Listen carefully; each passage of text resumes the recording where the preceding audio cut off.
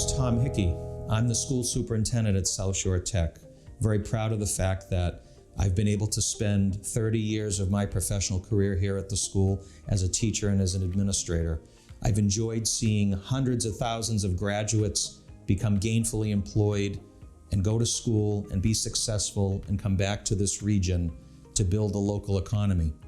I'm also happy to talk to you today about the fact that we're ready for the next 50 years at South Shore Tech, and we'd like to get a new school for the next several generations of students. And so my goal today is to give you more information about Cohasset's history with South Shore Tech, the way that our school operates, and an upcoming Massachusetts School Building Authority project that, if approved by the voters, could be open in 2028. Cohasset's had a long history with South Shore Tech. In fact, Cohasset's been there since the beginning. It was one of the original 6 towns that founded the school, chartered in 1960 and opened in 1962. South Shore Tech is the second oldest regional vocational school in Massachusetts, and I'm happy that Cohasset has been a part of it from the beginning. Vocational education has changed a lot since the 1960s. We have adjusted our programming based on local and regional labor market. We've got to be responsive to where the jobs and the careers are. And so we look at our programs very carefully. We look to see if there's student demand. And also we need to look to make sure that students can be gainfully employed upon graduation. But in the current South Shore Tech of 2024, we're offering 12 vocational majors. We have carpentry, manufacturing, engineering, technology, metal fabrication and welding, allied health, automotive, HVAC, which is heating, ventilation, air conditioning, and refrigeration with a plumbing component. We also offer a cosmetology program, culinary arts, horticulture, landscape, construction, electrical, design, visual communications, and computer information technology. South Shore Tech is an application school. There's an application and admissions process that we follow. It's a process that our school committee reviews every year. Essentially, students fill out an application, usually with the help of their guidance counselor or with the help of someone here at school. They have to submit some documentation in 8th grade that includes their middle school transcript, their grades, their attendance, their discipline record, and also they participate in an interview. We do admit students beyond grade 9, so we could have students that are in an area high school. Perhaps they're in grade 9 or 10 or above, and they could apply here. But the bulk of our admissions are active 8th graders, current 8th graders moving into grade 9. At South Shore Tech, we have a unique schedule. We have an alternating week of academics and shop.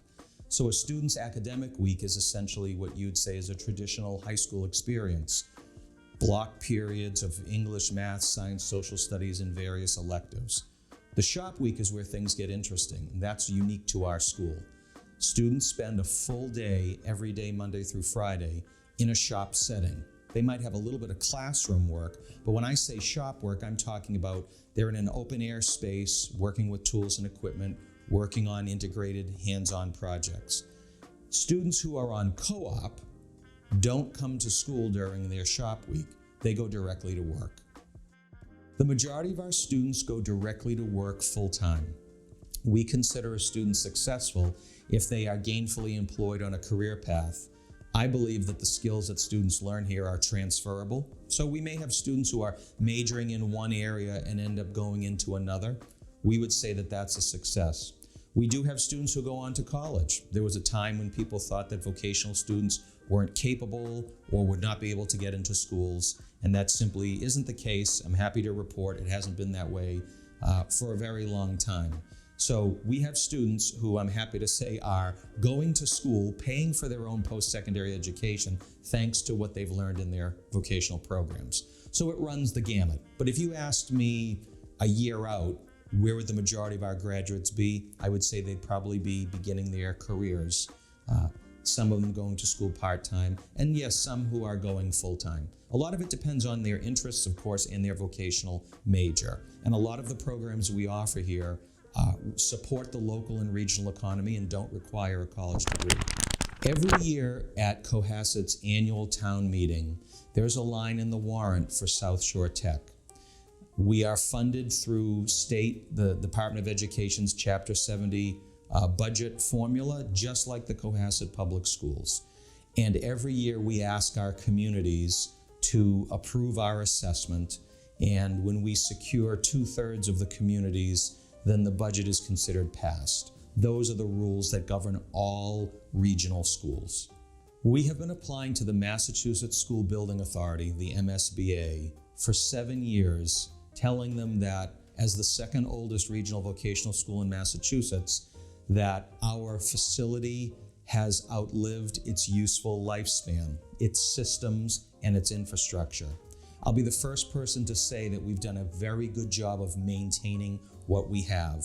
But essentially, a school that is small and built mostly in the 1960s is going to be in need of an upgrade. But our communities also know that we've done our best to stretch out the useful capacity of the school. Now, the infrastructure is one thing, but the other part that can't be ignored is that there is such an increased demand for education in the trades. Vocational education is extremely popular. And South Shore Tech has, within its 8 communities, a waiting list of students. So we cannot serve all the students who want to be here. By applying to the MSBA, we've got an opportunity to have the state pay for a significant chunk of the project.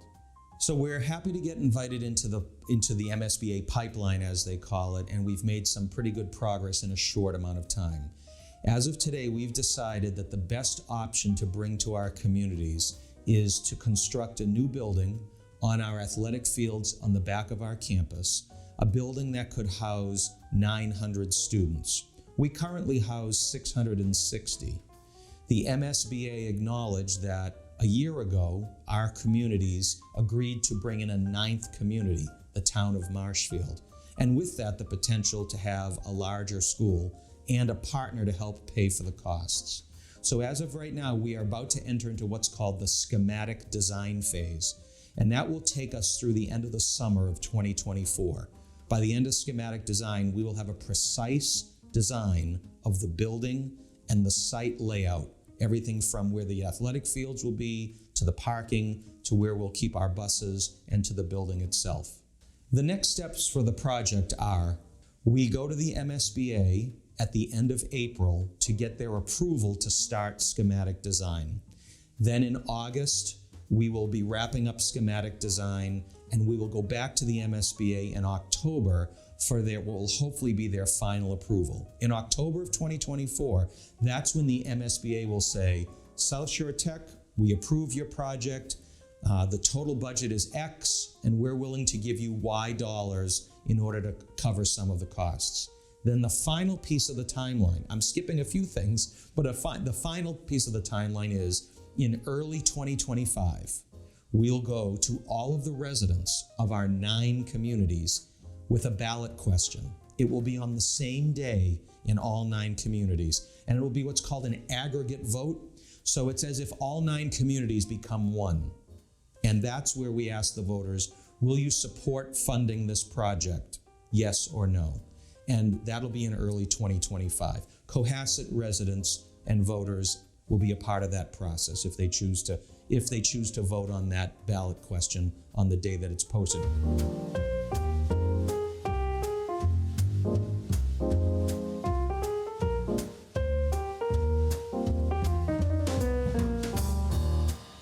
The towns have an opportunity to weigh in through the schematic design process. All of our building committee meetings are posted in public, so there's always an opportunity for public comment and for the public to weigh in. And we've been having a series of informational sessions throughout the district.